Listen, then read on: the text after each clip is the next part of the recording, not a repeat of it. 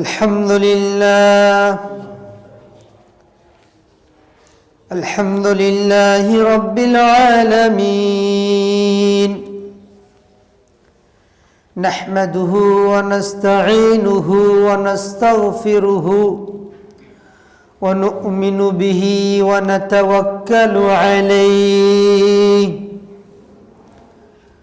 ونعوذ بالله من شرور أنفسنا ومن سيئات أعمالنا من يهده الله فلا مضل له ومن يضلله فلا هادي له واشهد ان لا اله الا الله وحده لا شريك له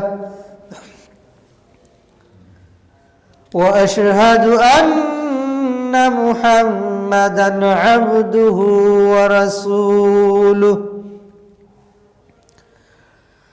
أما بعد فإن خير الحديث كتاب الله وخير الهدي هدي محمد صلى الله عليه وسلم وشر الأمور محدثاتها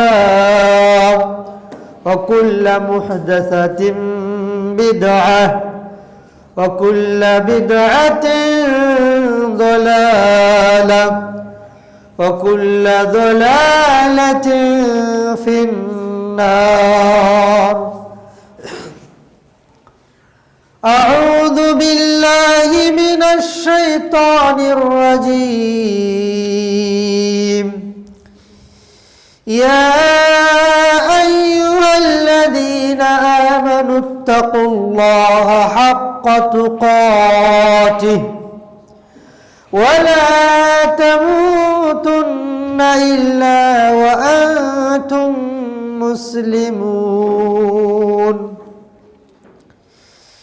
يا أيها الناس اتقوا ربكم الذي خلقكم من نفس واحدة وخلق منها زوجها وبث منهما رجالا كثيرا ونساء واتقوا الله الذي تساءلون به والأرحام إن الله كان عليكم رقيبا يا أيها الذين آمنوا اتقوا الله وقولوا قولا سديدا يصلح لكم أعمالكم ويغفر لكم ذنوبكم ومن يطع الله ورسوله فقد فاز فوزا عظيما وقال الله تعالى في كلامه المجيد أعوذ بالله من الشيطان الرجيم وما جعل عليكم في الدين من حرج إلى آخر الآية وقال رسول الله صلى الله عليه وسلم الشتاء ربيع المؤمن أخرجه البيهقي সম্মানিত উপস্থিতি সর্বাগ্যে খুতবার সূচনাতেই প্রাণ জুড়ে প্রশংসা জ্ঞাপন করছি শুকরিয়া আদায় করছি সেই মহান সত্তার জন্য যেই মহান রব নবমণ্ডল ভূমণ্ডলের প্রতিপালক আমাদেরকে সুবর্ণ সুযোগ দান করেছেন সেই সুবর্ণ সুযোগ শীতকাল, যে মহান রব্বুল আলামিন আমাদেরকে এই শীতকালীন সময়ে পবিত্রময় জুমার দিনে পবিত্রময় স্থানে উপস্থিত হয়ে কিছু শ্রবণ করার তৌফিক দান করেছেন। সকলে প্রাণ খুলে শুকরিয়া আদায় করি, বলুন আলহামদুলিল্লাহ। দরুদ সালাম, শান্তি, রহমত, বরকত অগণিতভাবে বর্ষিত হোক মানবকুল শিরোমণি, আমাদের প্রাণের প্রিয় স্পন্দন, আমাদের ভালোবাসার মণিমুক্তা প্রিয় নবী মুহাম্মদ সাল্লাল্লাহু আলাইহি ওয়াসাল্লামের প্রতি, যে রাসূল আমাদেরকে শীতকালীন মৌসুমে আমাদের জীবনযাত্রার মান গতি কেমন হবে, আমাদের জীবনযাত্রার ধরন কেমন হবে, সব কিছু ফরমাইয়েছেন, বাতলিয়ে দিয়ে গেছেন, বলে দিয়ে গেছেন, গাইডলাইন করে গেছেন। সেই রাসূলের প্রতি দরুদ সকলেই বলি সাল্লাল্লাহু আলাইহি ওয়াসাল্লাম। সম্মানিত উপস্থিতি, আজকে জুমার দিন আপনাদের সম্মুখে যে বিষয়টি নিয়ে আলোচনা করার ইচ্ছা পোষণ করেছি তা হচ্ছে শীতকাল মুমিনদের জন্য বসন্তকাল। এই শিরোনামে আপনাদের সম্মুখে কয়েকটি কথা বলে আজকের খুতবা ইতি করব। ওয়া তৌফিক ইল্লা বিল্লাহ। তার সাথে সাথে প্রাসঙ্গিক আগামীকাল শনিবার 25শে ডিসেম্বর খ্রিস্টানদের বড়দিন যেটাকে বলা হচ্ছে, সেই দিবস উপলক্ষে মুসলমানদের যে অধঃপতন এবং অসুস্থ সংস্কৃতির সাথে সুস্থ সংস্কৃতিকে মিলিয়ে দিয়ে মুসলমান জাতিকে ধ্বংসের পথে ঠেলে দেওয়া, সেখান থেকে উত্তরের পথ কি, এরপরেই 31st নাইট আমাদের কিছুদিন পরেই চলে আসছে। এই দিনকে কেন্দ্র করে মুসলমানদের করণীয় এবং বর্জনীয় কি, এই সম্পর্কে দ্বিতীয় খুতবাতে কিছু আলোকপাত করার চেষ্টা করব। ওয়া তৌফিক ইল্লা বিল্লাহ। সম্মানিত উপস্থিতি, আজকের আলোচনার প্রথম যে শিরোনাম, শীতকাল মুমিনদের জন্য বসন্তকাল, শিরোনামটা কেন যেন এক সাংঘর্ষিক অবস্থায় দাঁড়িয়েছে। শীতকাল আবার বসন্তকাল হয় কিভাবে? শীত তো শীত, একে বসন্ত বলার কারণ কি? আল্লাহ রাসূল সাল্লাল্লাহু আলাইহি সাল্লাম বললেন, আশিতাউ রাবিউল মুমিন, শীতকাল মুমিনদের জন্য বসন্তকাল। কিভাবে? আমরা জানি যে বসন্তকাল যখন আগমন করে যে সকল তরুতাজা লতাপাতা, গাছপালা, উদ্ভিদ শুকনো উষ্ণতার কারণে মরে গেছিল, উত্তপ্ত গরম আবহাওয়ার কারণে পাতাগুলো শুকিয়ে গেছিল, কিন্তু মহান রব আল্লাহ তাআলার পক্ষ থেকে রহমতের বৃষ্টি এবং কমলময় বাতাসের কারণে ওই শুকনো গাছগুলো বসন্তকালে সবুজ শ্যামল মরুভূমিতে পরিণত হয়। সুবহানাল্লাহ।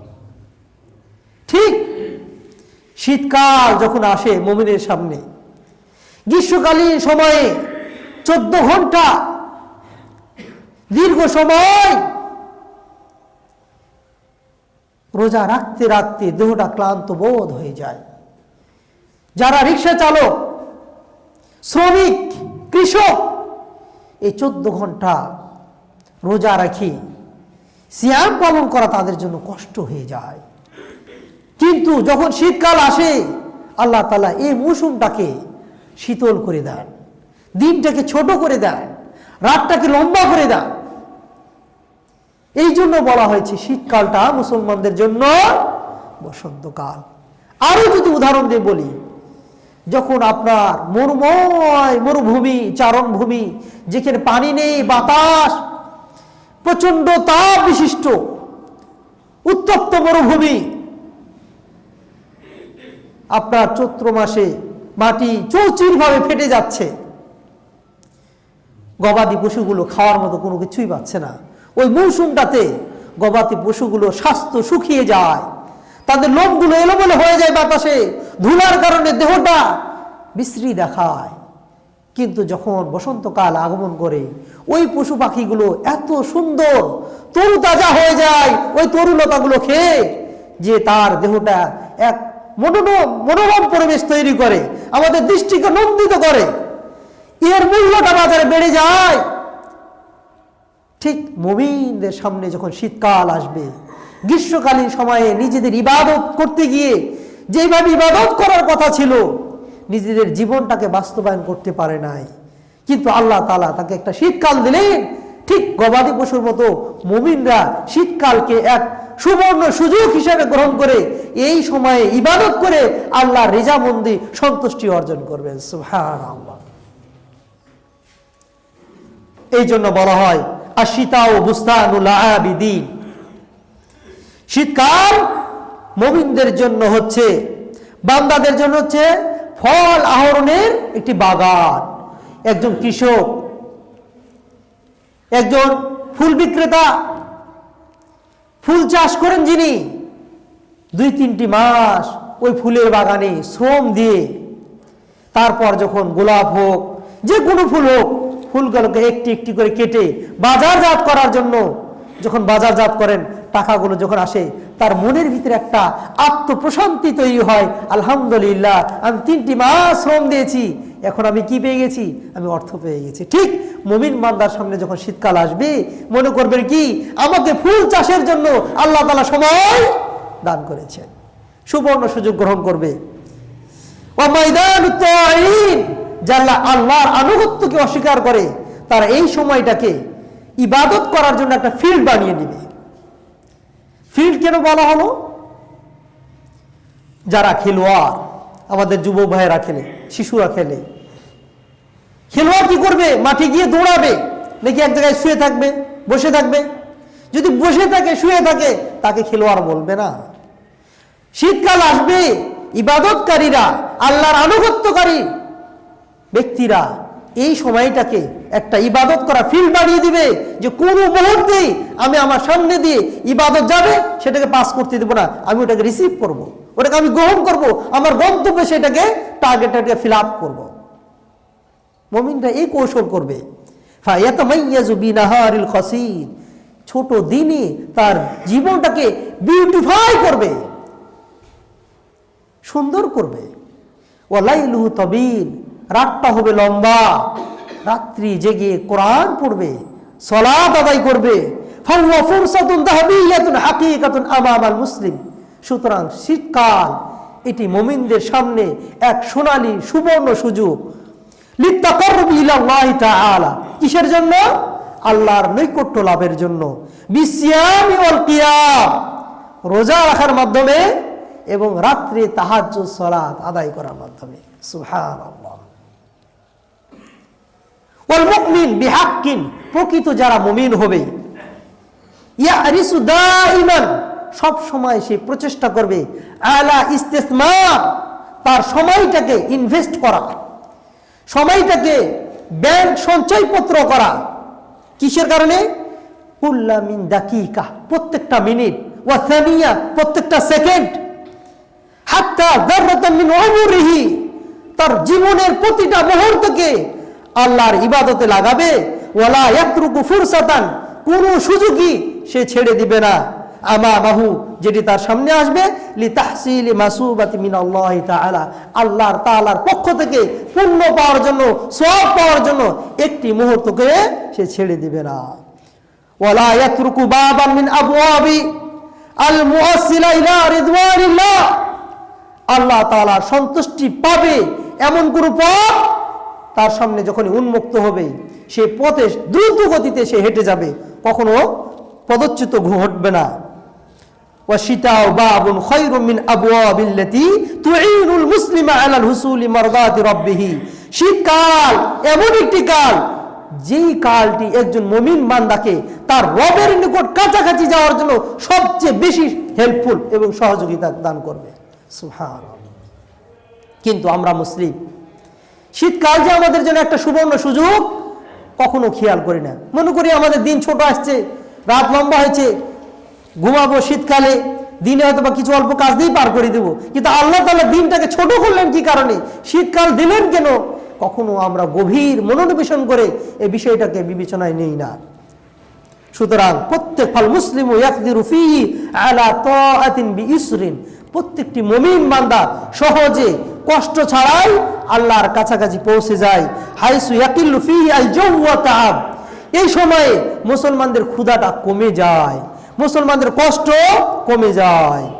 আমরা যদি দেখি এই শীতকাল সময় সম্পর্কে আমাদের সালফে সালিহিনগণ কি কি মতবাদ দিয়েছেন, হাদিসে কি বর্ণনা এসেছে। ইমাম আহমদ রহমতুল্লাহ আলাইহি তিনি তার প্রসিদ্ধ গ্রন্থ মুসনাদে তিনি বলেছেন, হাদিসটা নিয়ে এসেছেন আবু সাঈদ খুদরি রাদিয়াল্লাহু তাআলা আনহু থেকে। তিনি বলছেন আল্লাহু ক্বাল, রাসূল সাল্লাল্লাহু আলাইহি সাল্লাম বলেছেন আশ-শিতাউ রাবিউল মুমিন, শীতকাল হচ্ছে মুমিনদের জন্য বসন্তকাল।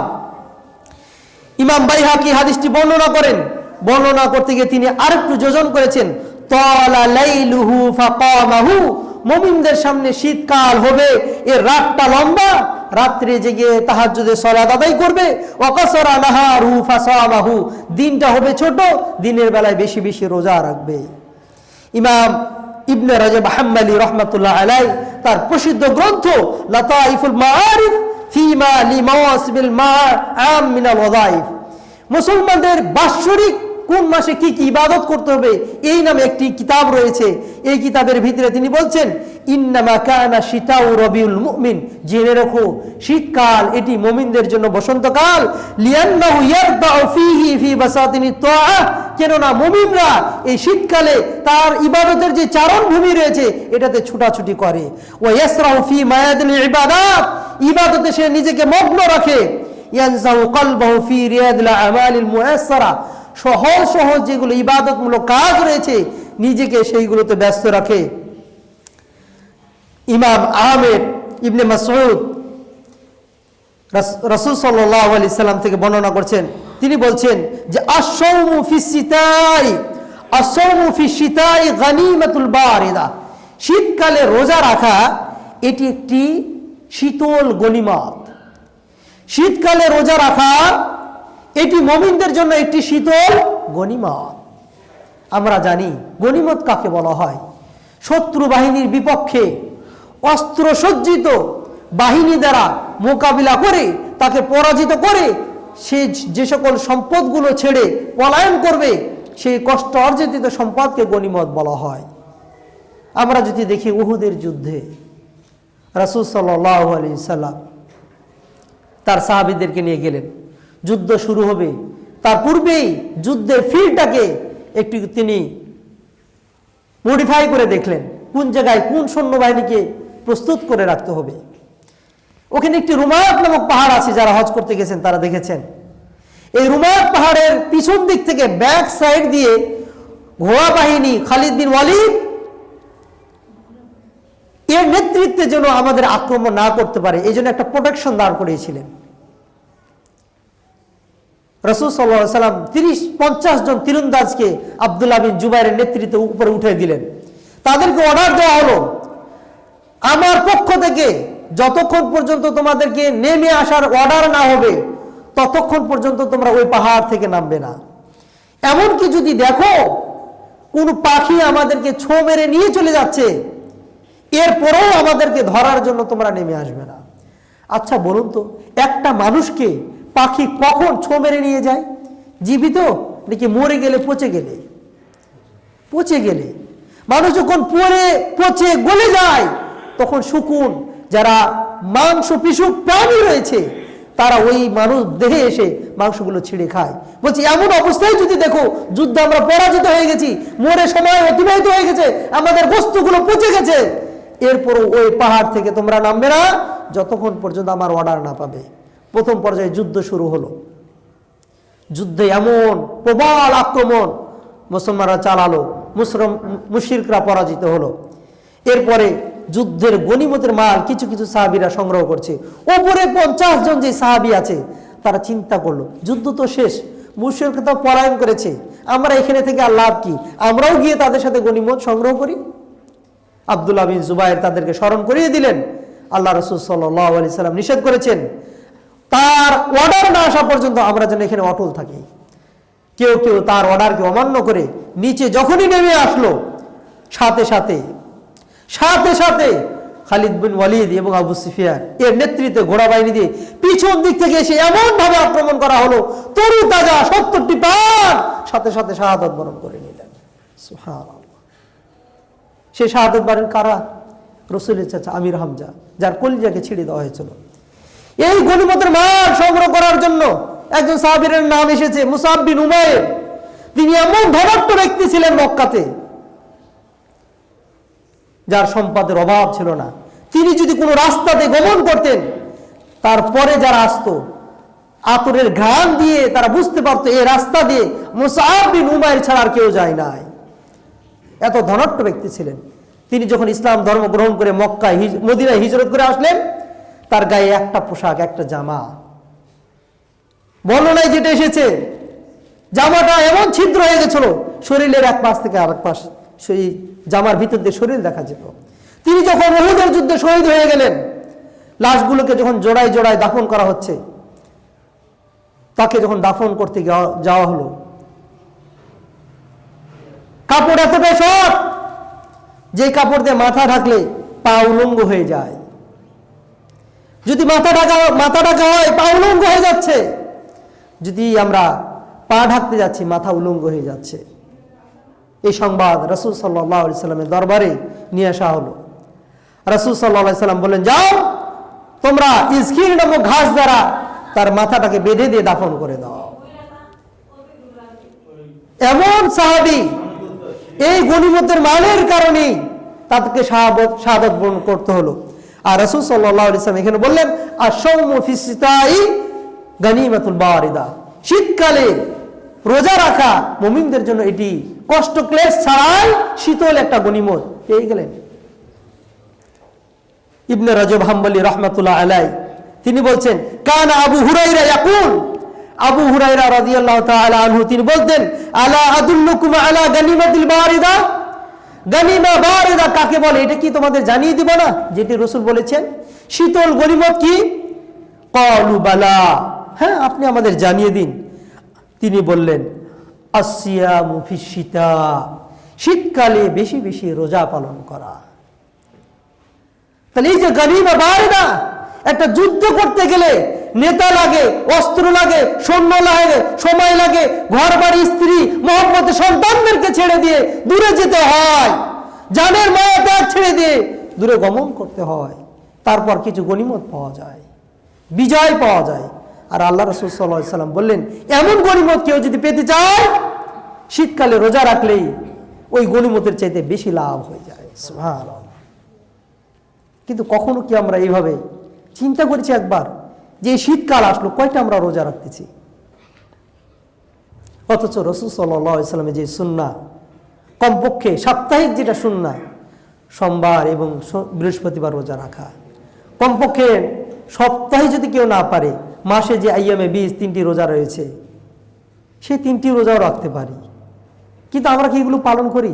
আমরা প্রত্যেকেই বলি আমরা রাসূল প্রেমিক, রাসূলের আশিক, রাসূলের জন্য প্রাণ দিয়ে দিব। কিন্তু কাজের ক্ষেত্রে গিয়ে রাসূলের যে ভালোবাসা অর্জন, মুখরোচক শব্দ থেকে বের হয়ে বাস্তবিক অর্থে, প্রকৃত অর্থে রাসূলের অনুসরণ করার জন্য যে কাজগুলো দরকার, যেগুলোর মাধ্যমে রাসূলের ভালোবাসা অর্জন হবে, আসলেই কি আমরা আদৌ করতে পারছি, নাকি মুখেই শুধু দাবি করছি রাসূলকে ভালোবাসি? আপনি যদি বলেন আপনার স্ত্রীকে আপনি ভালোবাসেন, আপনি যদি বলেন আপনি আপনার সন্তানদেরকে ভালোবাসেন, ভালোবাসার নিদর্শন দেখাতে হবে, মৌখিক ভালোবাসা নয়। আপনি মুখ দিয়ে বলছেন আমি আমার স্ত্রীকে, ওয়াইফকে অনেক ভালোবাসি, স্ত্রী বাসায় আপনাকে বলছে আমার মাথার সাবান নেই, শ্যাম্পু নেই, আপনি রাগ করে তাকে 2টা থাপ্পড় মেরে দিলেন, ভালোবাসা নয়। মানুষকে মুখে বাইরে গিয়ে বলছেন ভালোবাসি, এই ভালোবাসার কোনো দাম নেই। আপনি সন্তানদেরকে অনেক ভালোবাসেন, বাড়িতে প্রবেশ করছেন, ক্লান্ত হয়ে এসেছেন, ব্যস্ত হয়ে এসেছেন, আপনার সামনে জড়িয়ে এসেছে, বুকে জড়িয়ে ধরেছে, আপনি রাগ করে তাকে ধাক্কা দিয়ে দিলেন, প্রকৃত ভালোবাসা নয়। তাকে বুকে জড়িয়ে একটা চুমু দেন, সালাম দেন, এরপর বলেন বাবা আমি ব্যস্ত আছি, একটু পরে তোমার সাথে কথা বলি।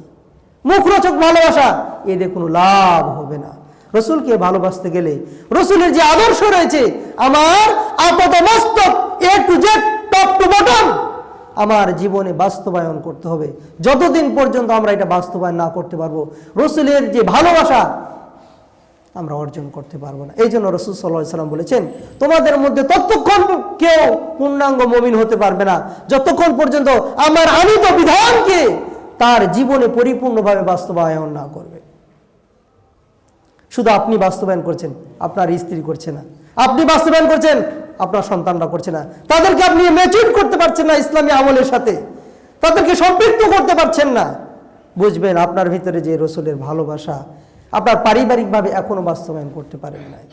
আপনি রোজা রাখছেন কিন্তু আপনার সন্তানকে এ বিষয়ে জানে, নামাজই পড়ছে না, রোজাও রাখছে না, অসভ্য সংস্কৃতির সাথে সম্পৃক্ত হয়ে যেটা আমাদের চারিত্রিক অবক্ষয় ঘটে গেছে, এটা কি আসলে পারিবারিকভাবে আমরা মেনটেন করতে পারছি? অথচ এই রোজা, এই কোরআন তেলাওয়াত, এই সিয়াম, এই রাত্রে নামাজ আপনার জন্য প্রোটেকশন। আচ্ছা বলুন তো, এই যে মাইক আছে, এই যে আপনার ঘড়ি আছে, ফ্যান আছে, এইগুলোকে সংরক্ষণ করার জন্য আমি এতগুলো গেট দিয়েছি, কেচি গেট দিয়েছি, এরপর তালা মারি, কিসের কারণে? এইগুলো যেন সংরক্ষণ থাকে। তাহলে আমরা মুমিন হিসাবে আমাদের ঈমানকে সংরক্ষণ করার জন্য আমার কিছু প্রোটেকশন দরকার। সেটা হলো কি? সিয়াম, সেটা হচ্ছে সালাত, সেটা হচ্ছে কিয়াম, সেটা হচ্ছে তেলাওয়াতুল কোরআন, সেটা হচ্ছে আপনার দেহের রসুলের সুন্নাহ। আপনি যখন রসুলের সুন্নাহ রাখবেন তখন একটা পাপ করতে গেলে আপনাকে এটা হিট করবে, আমি রসুলের সুন্নাহ রেখেছি, আমি সালাত আদায় করি, আমি সিয়াম পালন করি, আমার দ্বারা পাপ করা কিভাবে সম্ভব? এর জন্য আল্লাহ তাআলা পবিত্র করে বলছেন, ইন্নাস সালাতা তানহা আনিল ফাহশাই ওয়াল মুনকার, নিশ্চয় নামাজ মানুষকে অন্যায় অশ্লীলতা থেকে দূরে রাখে। এখন বলুন, কেউ যদি অসুস্থ হয়, অসুস্থ হওয়ার পর শরীরে প্রচন্ড ব্যথা, অ্যান্টিবায়োটিক ওষুধ খাচ্ছে, কিন্তু ওই অ্যান্টিবায়োটিক তার শরীরের ব্যথাকে দূর করতে পারছে না। আপনি ডাক্তারকে বলবেন, হয় ডাক্তার ভুল আমাকে চিকিৎসা দিয়েছে, অথবা আমাকে যে মেডিসিনটা দিয়েছে এটা অরিজিনাল নয়, এটা ডুপ্লিকেট, এটা ইউজ করা যাবে না।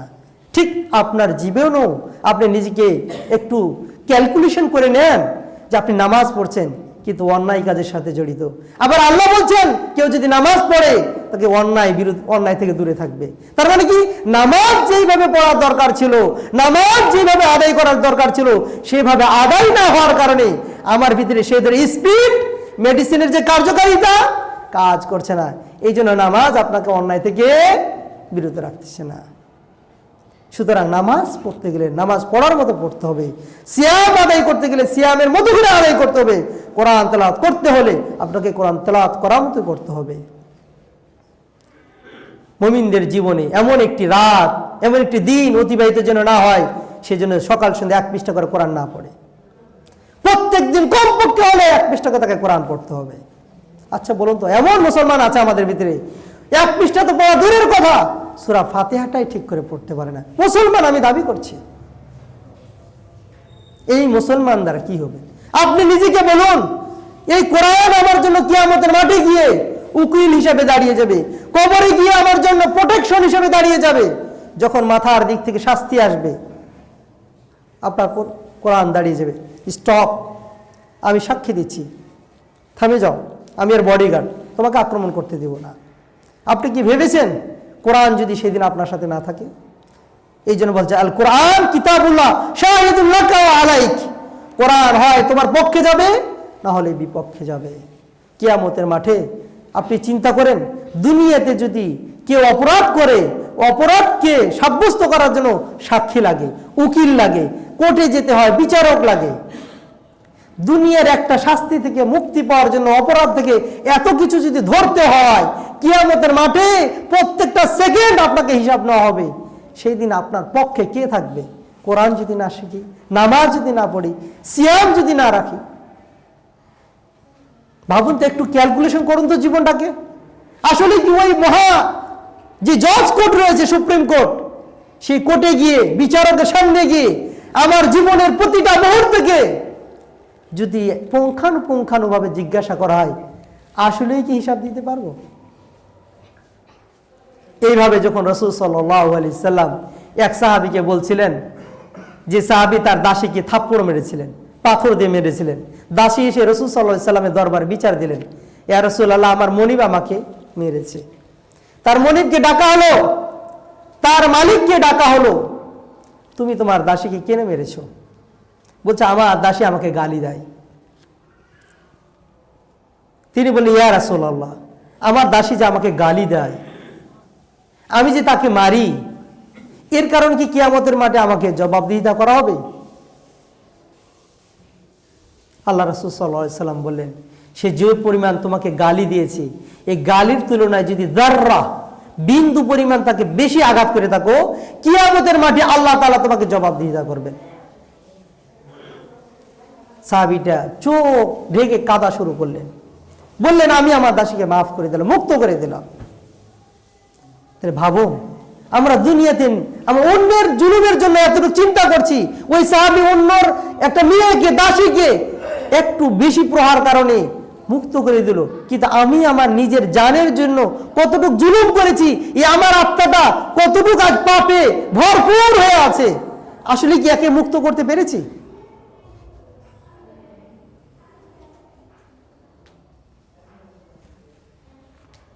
কিয়ামতের মাঠে যখন আমরা যাব, অনেকেই তার আমল নামা যখন খুলে দেখবে, অনেক ছোট ছোট পাপ লেখা হয়েছে, তখন সেখানে বলবে, আমি তো এটা করি নাই, এটা আমার কেন লেখা হয়েছে? তখন আল্লাহ তাআলা বলবেন, তুমি করো নাই? কই না, আমার ফেরেশতারা জুলুম করেছে। কই না, বলতে পারবো না, এটা কোথা থেকে আসলো? আল্লাহ তাআলা তখন তাকে কোনো উত্তর করবেন না। বলছে, আল ইয়াউমা নাখতিমু আলা আফওয়াহিহিম, যে মুখ আল্লাহর সামনে গিয়ে কথা বলবে, মুখটাকে বন্ধ করে দাও, স্টপ, ক্লোজ। এরপর হাতকে বলবে কথা বলো, পাকে বলো কথা বলো, চামড়াকে বলবে কথা বলো, চোখ কথা বলবে। আজকে দুনিয়াতে অপরাধের জন্য বাইরে থেকে উকিল ভাড়া করে নিয়ে আসতে হয়, সাক্ষী নিয়ে আসতে হয়, আর সাক্ষী আপনার সাথেই রয়েছে।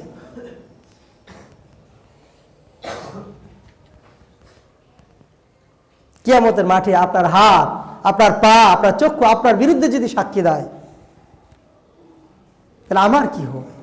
তাহলে যে হাত পা আল্লাহ তাআলা আমাকে দিয়েছে, এত বড় নিয়ামত, ওই নিয়ামত গুলোকে একটু রোজা করাই, একটু নামাজে ব্যস্ত করি, একটু কোরআন পড়া লাগাই, একটু চোখটাকে আমি কোরআনের পৃষ্ঠাতে বুলাই, নিয়ামতের একটু শুকরিয়া আদায় করি।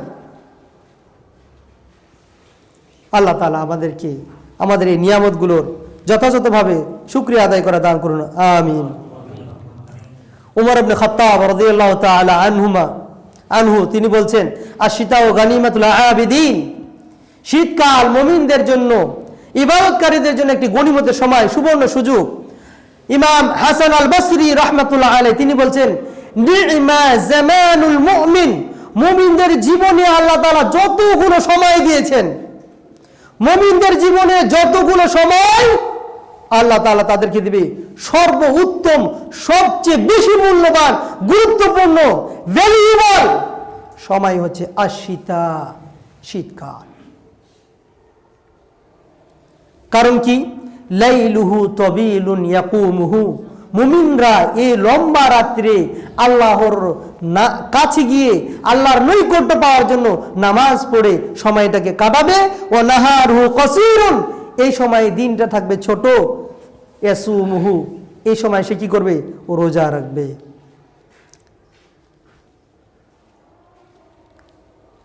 একবার যখন মুআজ ইবনে জাবাল রাদিয়াল্লাহু তাআলা আনহু তার জীবনের শেষ মুহূর্তে বিদায় গ্রহণ করবেন, পৃথিবী থেকে মৃত্যুবরণ করবেন, তার মৃত্যু কাছাকাছি হয়ে গেল, তিনি খুব জোরে কান্না করছেন। পাশের যারা সাহাবী সাথীবর্গ রয়েছে তারা আশ্চর্য হয়ে গেলেন। একজন সাহাবী রাদিয়াল্লাহু আনহু ওয়া রাদু আন, যাদের ব্যাপারে আল্লাহ তাআলা সার্টিফিকেট করেছেন, সার্টিফাই করেছেন, সনদ দিয়েছেন, আল্লাহ তাআলা তাদের ব্যাপারে সন্তুষ্ট, তারাও আল্লাহর ব্যাপারে সন্তুষ্ট, তারা জান্নাতে যাবে, তুমি কাঁদছো কেন? ফাকিলা লাহু, মুআজ ইবনে জাবালকে বলা হলো, আত্তাজাউ মিনাল মাউত ওয়া তাবকি, হে মুআজ ইবনে জাবাল, আল্লাহর রাসূল সাহাবী, তুমি কি মৃত্যুর ভয়ে কাঁদছো? মৃত্যুকে তুমি বরণ করতে পারছো না? মৃত্যু থেকে পিছু টান নিচ্ছ? ফাকাল, মুআয ইবনে জাবাল বললেন, মালি লা আবকি, আমার কি হলো, আমি কি এমন হয়ে গেছি আমি কান্না করব না? ওমান আহাক্কু বিযালিকা মিন্নি, আমার চেয়ে এই সময় কে বেশি হকদার রয়েছে মৃত্যুর পূর্ব মুহূর্তে কান্না করবে? ওয়াল্লাহি মা আবকি জাযাআন মিনাল মাউত, মৃত্যুর ভয়ে আমি কিন্তু কান্না করছি না। ওয়ালা হিরসান আলা দুনিয়াকুম, এই দুনিয়ার চাকচিক্য সৌন্দর্য, গাড়ি বাড়ি নারী টাকা পয়সা ধন দৌলতের মোহের ছেড়ে চলে যাচ্ছে এই জন্য কান্না করছি না।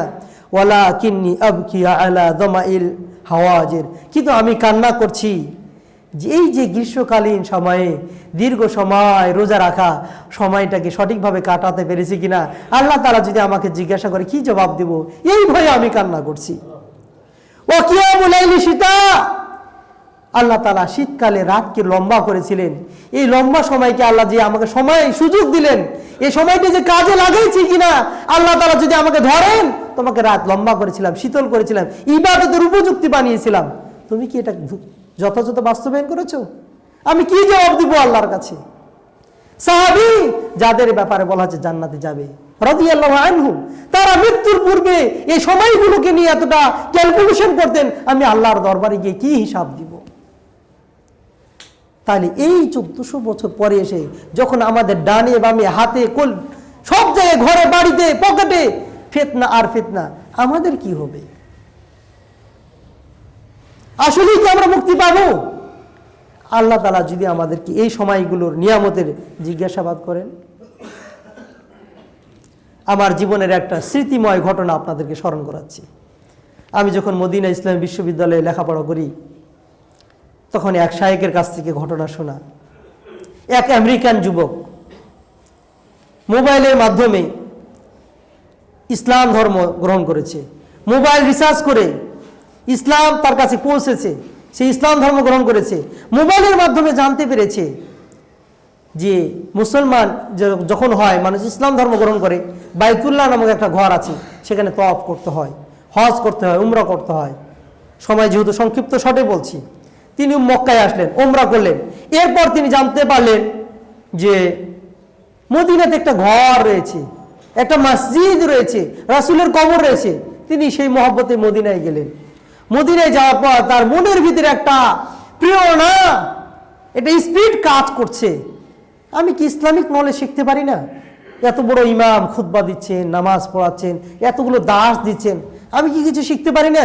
আমি কি ইসলামের জন্য কিছু করতে পারি না? কিছু মানুষকে তিনি ধরলেন, বললেন এই মদিনাতে কোনো নলেজ শিখার জন্য, জ্ঞান অন্বেষণের কোনো অপশন আছে কিনা। যুবককে নির্দেশনা দেওয়া হলো, এখান থেকে একটু দূরে মদিনা বিশ্ববিদ্যালয় অবস্থিত, তুমি সেখানে গিয়ে কিছুটা শিখতে পারো। নবমুসলিম যারা, তাদের জন্য এটা সুযোগ দেওয়া হয়, প্রায়োরিটি দেওয়া হয়, তাদেরকে প্রাধান্য দেওয়া হয়। তিনি মদিনা বিশ্ববিদ্যালয়ে গেলেন। তখন তৎকালীন সময়ে ভিসি ছিলেন ইবনে বাজ রহমাতুল্লাহ আলাইহি। ইবনে বাজ রহমাতুল্লাহ আলাইহির কাছে নিয়ে যাওয়া হলো। তিনি ইংরেজিতে কথা বলছেন, ইবনে বাজ রহমাতুল্লাহ আলাইহি ইংরেজি বুঝেন না। তিনি তার এক প্রফেসরকে ফোন দিলেন, স্যার আপনি কোথায় আছেন, আমার বাসাতে দ্রুত আসেন। প্রফেসর বাসায় আসলেন, বললেন না মাইউ খেদমা শেখ, হে শেখ আপনার কি খেদমত করতে পারি? বলছে এই যে আমেরিকান যুবক, সে ইংরেজিতে কথা বলছে, আমি কিছু বুঝতেছি না, কি বলছে একটু দেখো তো। তখন বলছি যুবক কি বলছো বলো। বললেন আমি মোবাইলের মাধ্যমে ইসলাম ধর্ম গ্রহণ করেছি, আমি জানতে পেরেছি মক্কাতে একটি ঘর হয়েছে আল্লাহ, সেটা তওয়াফ করতে হয়। জানতে পেরেছি মদিনায় আল্লাহ রাসূলের কবর আছে, মসজিদে নববী আছে, এখানে এসেছি। এরপর জানতে পারলাম মদিনা ইসলামী বিশ্ববিদ্যালয় নামে একটি শিক্ষা কেন্দ্র আছে, যেখানে শিক্ষা অর্জনের জন্য সুযোগ দেওয়া হয়, আমি চাচ্ছি এখানে অধ্যয়ন করব। ভিসি সাহেবকে বলা হলো যুবক এই আবেদনগুলো করছে, সে এখানে অধ্যয়ন করতে চায়। আল্লামা ইবনে বাজ রহমাতুল্লাহ আলাইহি ওই যুবককে বললেন যে যুবক, এই বছর ভর্তির যে টাইম এটা ওভার হয়ে গেছে, অ্যাডমিশনের যে টাইম এটি শেষ হয়ে গেছে, তুমি আগামী বছর অ্যাপ্লিকেশন করবে। যুবক এটি শোনার পর মর্মাহত হয়ে গেলেন, বুকটায় ব্যথায় ব্যথিত হয়ে গেল, ভারাক্রান্ত হয়ে গেল, দুনয়নকে অশ্রুসিক্ত করে যিনি ট্রান্সলেটর ছিলেন, অনুবাদক, তাকে বললেন আমি আগামী বছর পর্যন্ত অপেক্ষা করব, দুইটি শর্ত আছে। আপনি শাইখকে বলবেন আগামী বছর পর্যন্ত আমি বাঁচবো কি মরবো এর জিম্মাদার শাইখ যদি নেন,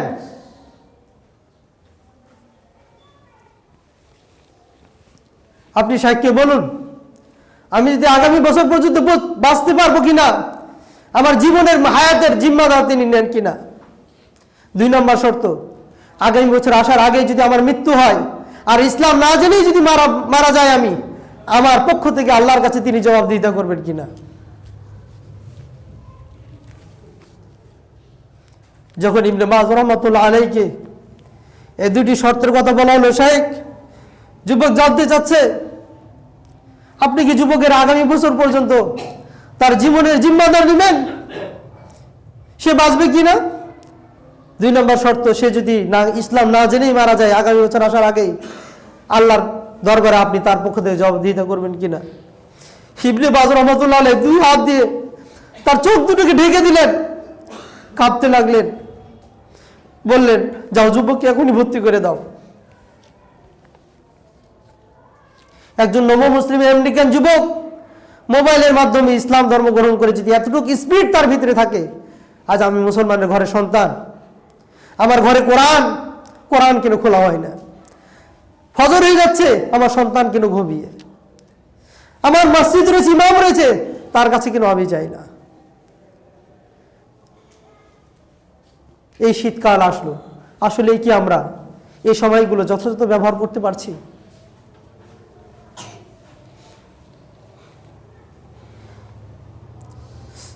কতাদা থেকে বর্ণিত, আমির ইবনে কায়েস থেকে বর্ণিত, লাম্মা হাদারাহুল মাউত, যখন তার মৃত্যু কাছে আসলো, জাআলা ইয়াবকি, তিনি কাঁদতে লাগলেন। ফাকিলা লাহু, তাকে বলা মা ইবকিকা, কোন জিনিস আপনাকে কান্না করাচ্ছে, এত কেন আপনি ব্যতিব্যস্ত হয়ে যাচ্ছেন। ক্বালা মা আবকি জাযআম মিনাল মাউত, আমি মৃত্যুর কারণে মৃত্যুর ভয়ে কান্না করছি না।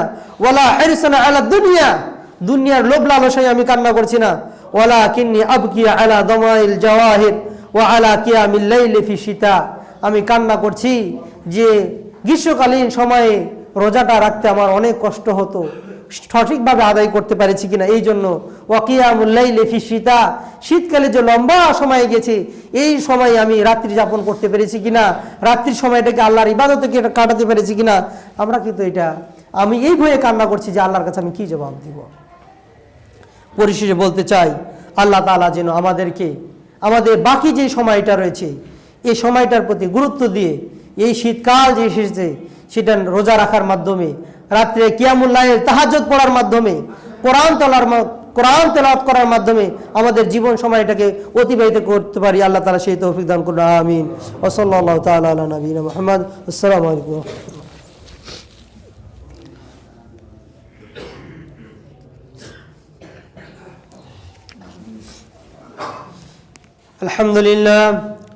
আলহামদুলিল্লাহ রাব্বিল আলামিন والصلاة والسلام على سيد المرسلين وعلى آله وصحبه أجمعين أما بعد فقال رسول الله صلى الله عليه وسلم لا تتبعن سنن من كان قبلكم شبرا شبرا وذراعا بذراع حتى لو دخلوا جحر ضب لدخلتموه।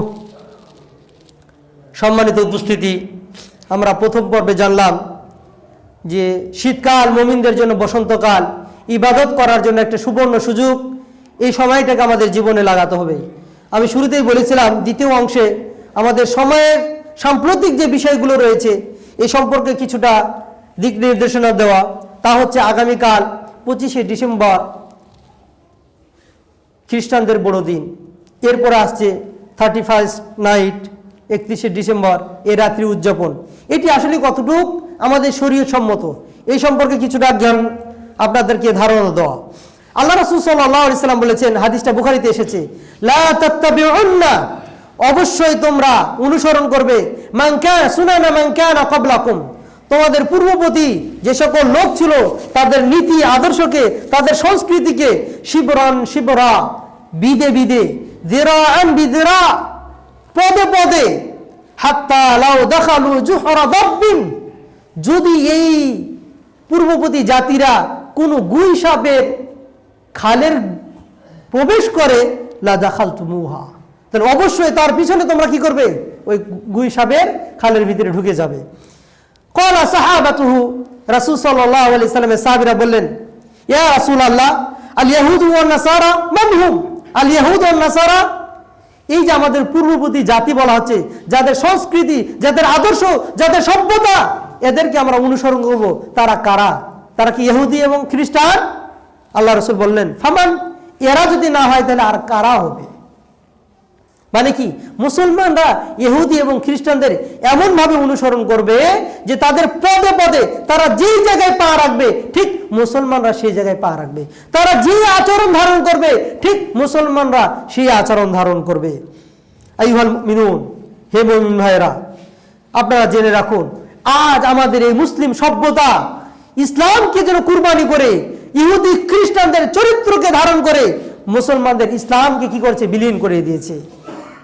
অথচ আল্লাহ রাসূল সাল্লাল্লাহু আলাইহি ওয়াসাল্লাম বলছেন, আল্লাহ তাআলা বলছেন, ওয়া আন্না হাযা সিরাতি মুস্তাকিমা, যে এটি হচ্ছে আমার পথ, সরল পথ, ফাত্তাবিউ, তোমরা এই পথকে অনুসরণ করো, ওয়ালা তাত্তাবিউ সুবুল, তোমরা বিভিন্ন শয়তানের পথকে অনুসরণ করো না, ফাতাফাররাকা বিকুম আন সাবিলিহি, যদি তোমরা ভিন্ন পথ, অন্যদের সংস্কৃতি সভ্যতাকে অনুসরণ করো তাহলে শয়তান তোমাদেরকে পদচ্যুত করবে। যালিকুম ওয়াসাকুম বিহি, আল্লাহ তাআলা তোমাদেরকে এই ব্যাপারে ওসিয়ত করতেছেন, লাআল্লাকুম তাত্তাকুন, যাতে তোমরা মুত্তাকি হতে পারো, অন্যায় থেকে বিরত থাকতে পারো। আমরা যদি দেখি বর্তমান সময়ে মুসলমানদের ভিতরে যে সকল অসভ্য অসুস্থ সংস্কৃতি প্রবেশ করেছে, মুসলমানদের সন্তানদের চরিত্রকে অবক্ষয় ঘটিয়েছে, মুসলমানদের ইতিহাস ঐতিহ্যকে বিলীন করে ইহুদি খ্রিস্টানদের চরিত্রকে ধারণ করেছে, তার উল্লেখযোগ্য হচ্ছে কি? আত্তাশাব্বুহু বিল কুফার, কাফেরদের সাথে সাদৃশ্য রাখা। আর এই সাদৃশ্য রাখার উল্লেখযোগ্য একটা পয়েন্ট হচ্ছে কি? আল ইহতিফালু বিআয়াদিহিম, খ্রিস্টানদের যতগুলো দিবস আছে এই দিবসে নিজেদেরকে ইনক্লুড করা, এই দিবসের সাথে নিজেকে সম্পৃক্ত করা। এর উল্লেখযোগ্য হচ্ছে 25শে ডিসেম্বর, খ্রিস্টানদের বড় দিন। ঈসা আলাইহিস সালাম এই দিনে জন্মগ্রহণ করেছেন। এই দিনে মুসলমানরা রাত 12টা বাজলেই মোবাইলের মাধ্যমে মেসেজিং শুরু করবে। কিসের মাধ্যমে? যে হ্যাপি হলি ক্রিসমাস ডে, পবিত্র যিশু খ্রিস্টের যে জন্মদিন, এটি শুভ হোক। এটি মুসলমানদের করা ঠিক নয়, এটি মুসলমানদের আদর্শ নয়। যেই ধর্ম, যেই সংস্কৃতি তার নিজের ইলাহ প্রভুর অস্তিত্বকে সঠিকভাবে এখন পর্যন্ত প্রমাণ করতে পারে নাই, সেই ধর্মের প্রভুর জন্মদিবসকে সাপোর্ট করা মুসলমান হিসেবে পশ্চিমকালেও আমাদের সংস্কৃতির সাথে যায় না। আপনি চিন্তা করুন, 1 যোগ 1 যোগ 1 সমান সমান 1, কেউ যদি বলে যে এই অঙ্কটা করছে তাকে আপনি সুস্থ বুদ্ধির লোক বলবেন? 1 যোগ 1 যোগ 1 সমান সমান 1।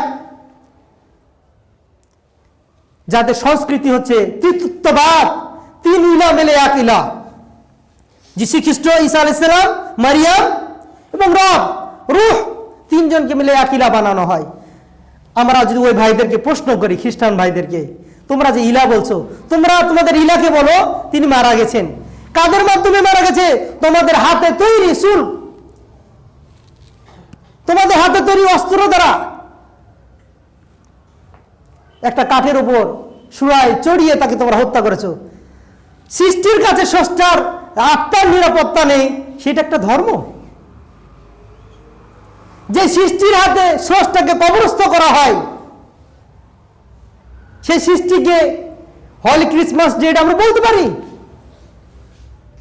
যে স্রষ্টা একজন নারীর গর্ভে এসে হাইজে রক্তে প্রসার নারী ভুঁড়ির সাথে 9 মাস একটা মায়ের গর্ভে থাকে, এটা প্রভু?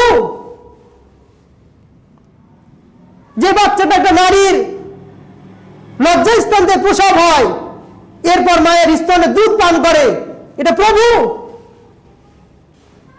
আশ্চর্য ব্যাপার। নিজের বিবেককে যদি আমরা একটা খাটাই যে কাকে আমরা সমর্থন করতেছি, যে খ্রিস্টান আজ মুসলমানদের চরিত্রকে হরণ করে মুসলমানদের মধ্যে অনুপ্রবেশ করে মুসলমানদের ইসলামকে ধ্বংস করছে। আপনি কি জানেন তাদের টার্গেট হচ্ছে কি, তাদের মিশন হচ্ছে কি, যে মুসলমানদের মাঝে কি করা, গোপনে শুধু সহযোগিতা দেওয়া, ইসলাম ধর্ম প্রচার করে না। তাদের টার্গেট থাকে 100 বছর একটা অঞ্চলে আমরা থাকবো, কোনো দিন আমরা ধর্মের কথা বলবো না। আপনারা যদি জানেন মায়ানমার থেকে যে আপনার চট্টগ্রাম কক্সবাজারে যে রোহিঙ্গারা এসেছে, এদের আমরা একটা ইতিহাস দেখলাম। আপনার ব্রিটেন থেকে, ইতালি থেকে, আমেরিকা থেকে সুন্দরী যুবক মেয়েদেরকে পাঠানো হয়েছে। ওই মেয়েগুলো এই যারা সুবিধা বঞ্চিত রোহিঙ্গা রয়েছে তাদের বাড়িতে যাচ্ছে, টাকা নিয়ে যাচ্ছে, চিকিৎসা নিয়ে যাচ্ছে, তাদের মাথার চুলগুলোকে সাবান শ্যাম্পুতে ফ্রেশ করে দিচ্ছে, এরপর বেঁধে দেওয়া হচ্ছে। 10 দিন 20 দিন যাওয়ার পর, 1 মাস যাওয়ার পর তাকে যে বলা হচ্ছে, হাগো তুমি কি জানো তোমাদের ইসলাম ধর্মে একটা কথা আছে? হ্যাঁ, কি বলো তো দেখি। কয়, কখনো যদি স্বামী তার স্ত্রীকে বিছানায় ডাকে আর স্ত্রী যদি তার স্বামীর কথাতে সাড়া না দিয়ে অসম্মতি জানায়, তাহলে আল্লাহর ফেরেশতা সব কিছু তাকে লানত করতে থাকে। হ্যাঁ, এটা তো আমরা বক্তার মুখ থেকে শুনেছি। দেখেছো তোমাদের ধর্ম, স্ত্রী তার নিজের একটা সত্যগত অধিকার আছে, সেটা স্বামীকে দিবে না, এই জন্য আল্লাহও লানত করে, ফেরেশতারাও লানত করে। আচ্ছা বলো তো, কখনো যদি তোমার স্বামীকে তুমি ডাকো আর তোমার স্বামী যদি তোমাকে অসম্মতি জানায়, তাহলে কি তোমার আল্লাহ বা তোমার ফেরেশতারা তাকে লানত করবে? কই না। দেখছো কত বেইনসাফ তোমার ইসলাম। তখন করে কি, ওই মানুষগুলো নিরক্ষ মূর্খ মানুষগুলো তাদের ধর্মে প্রবেশ করে। আপনি জানেন নাটোরে, জয়পুরহাটে বিভিন্ন জায়গায় খ্রিস্টান মিশনারি হাসপাতাল আছে, বিনামূল্যে আপনাকে চিকিৎসা দেবে।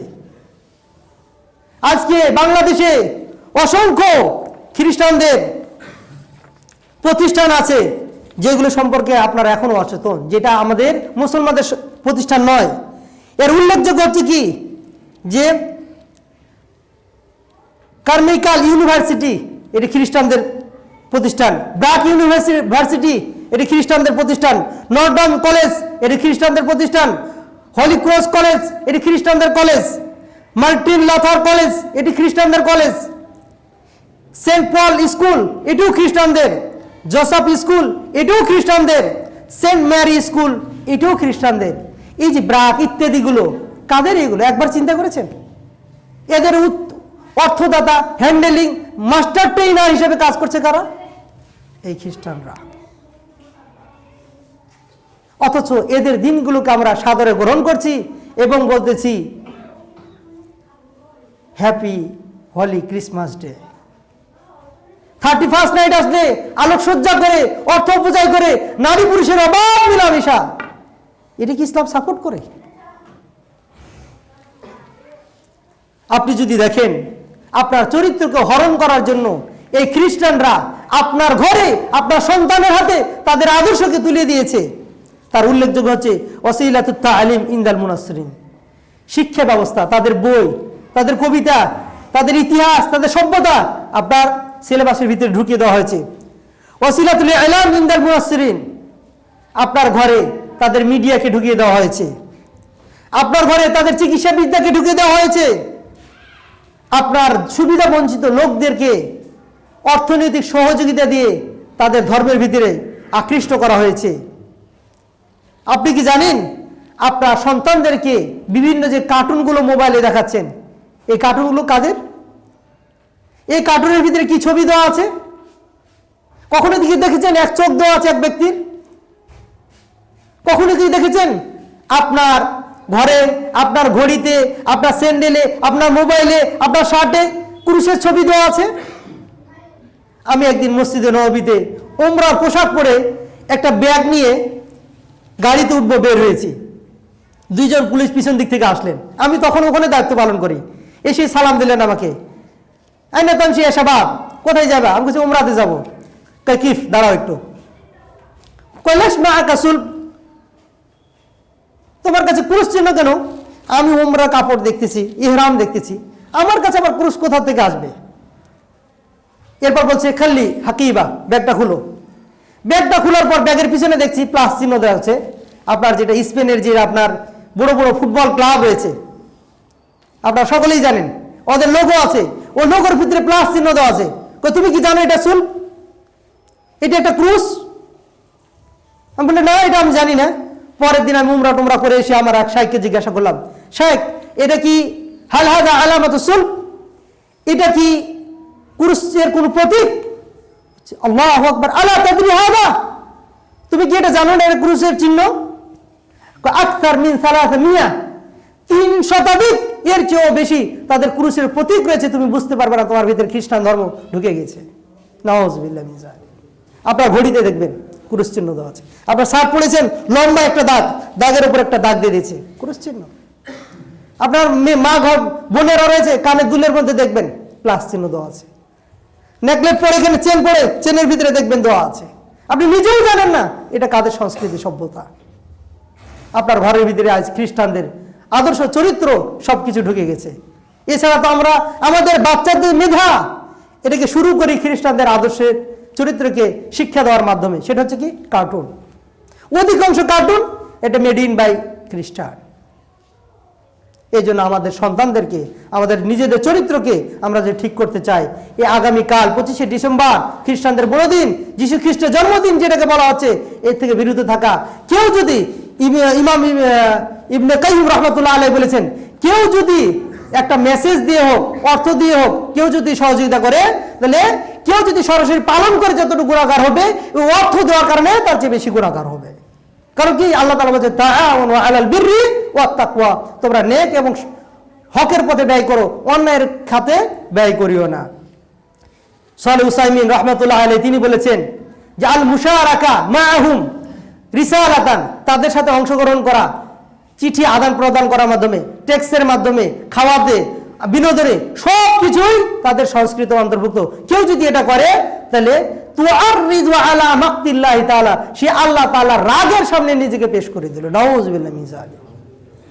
আপনাদের কাছে আমার বিনীত আবেদন রইবে, খ্রিস্টান সহকারে অন্যান্য বিধর্মীদের যতগুলো সংস্কৃতি ডে আছে, এখন তো দিবসের কোনো অভাব নেই, ইসলামদের কোনো দিবস নেই, ইসলামে কোনো দিবস পালনের জন্য এই নির্দেশনা আসে নাই।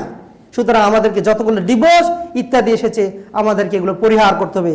আল্লাহ তাআলার কাছে আমরা দোয়া করি আমাদের মুসলমানদের সভ্যতা, সংস্কৃতি, ইতিহাস, ঐতিহ্য সব কিছুকে ফিরে নিয়ে এসে আমাদের চরিত্রকে কোরআন এবং সুন্নাহর দ্বারা যেন মডিফাই করে গঠন করতে পারি, সেই তৌফিক দান করুন, আমিন। আমাদের যুব সমাজকে যে আজ অবক্ষয়ের পথে ঠেলে দিয়েছে সেটিকে ফিরিয়ে নিয়ে আসার আমার প্রত্যেকের দায়িত্ব। আমরা যেন সঠিকভাবে দায়িত্ব পালন করতে পারি, আমাদের পরিবারকে ইসলাম দ্বারা সাজাতে পারি, আমাদের নিজেকে সাজাতে পারি, আমার সমাজকে সাজাতে পারি, আমার রাষ্ট্রকে সাজাতে পারি, সেই তৌফিক দান করুন, আমিন। وقال الله تعالى في كلامه المجيد إن الله وملائكته يصلون على النبي يا أيها الذين آمنوا صلوا عليه وسلموا تسليما وقال رسول الله صلى الله عليه وسلم من صلى عليه صلاة واحدة صلى الله عليه بها 10 اللهم صل على محمد وعلى ال محمد كما صليت على ابراهيم وعلى ال ابراهيم انك حميد مجيد اللهم اعز الاسلام والمسلمين واذل الشرك والمشركين ودمر اعداءك اعداء الدين اللهم اعطينا ولا تحرمنا اللهم اكرمنا ولا تهنا اللهم أعنا ولا تعن علينا اللهم انصرنا على من بغى علينا اللهم إنا نسألك عيش السعداء وموت الشهداء والحشر مع الأتقياء ومرافقة الأنبياء اللهم صل على محمد وعلى آل محمد كما صليت على إبراهيم وعلى آل إبراهيم إنك حميد مجيد اللهم بارك على محمد وعلى آل محمد كما باركت على إبراهيم وعلى آل إبراهيم إنك حميد مجيد وأقم الصلاة إن الصلاة تنهى عن الفحشاء والمنكر ولذكر الله أكبر والله يعلم ما تصنعون